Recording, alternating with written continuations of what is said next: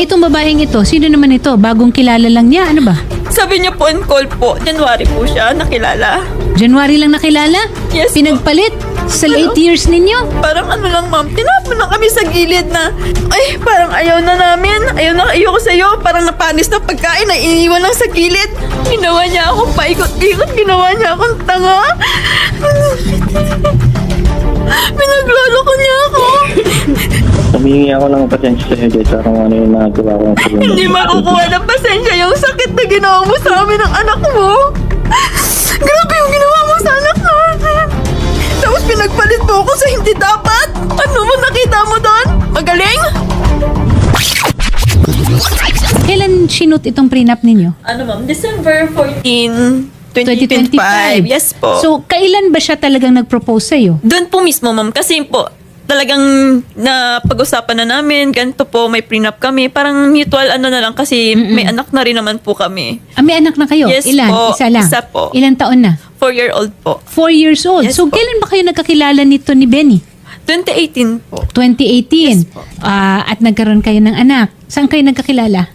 Sa ano po yun, ma'am, yung dating apps po yun. Pero hindi naman siya doon nanligaw. Pero no, personal po naman. Personal siya Yes talaga po. na nanligaw sa'yo. Nagsama kayo?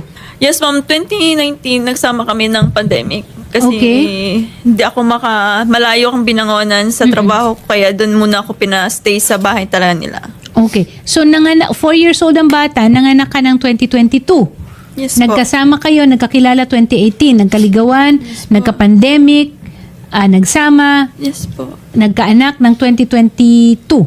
Yes. At the whole time, magkasama kayo. I mean, nag-live-in kayo. Yes po. Nagsusustento naman siya. Yes po. Hindi naman siya nanlamig sa'yo. Hindi naman po. Kailan ninyo napag-usapan na, o sige, panahon na para magpakasal? Nung naka-steady na po siya dyan sa trabaho niya, ma'am.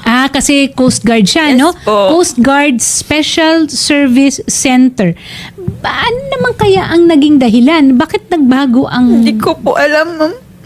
Sabi niya lang, tinanong ko ang dahilan, may mali ba ako? Ano ba yung pagkakamali ko? Wala daw, siya lang daw may pagkakamali. Mas mahal na daw po niya yun eh. So may iba?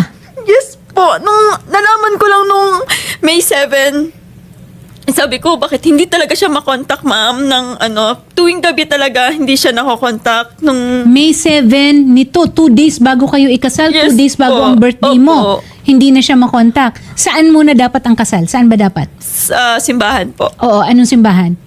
sa may St. Andrew po.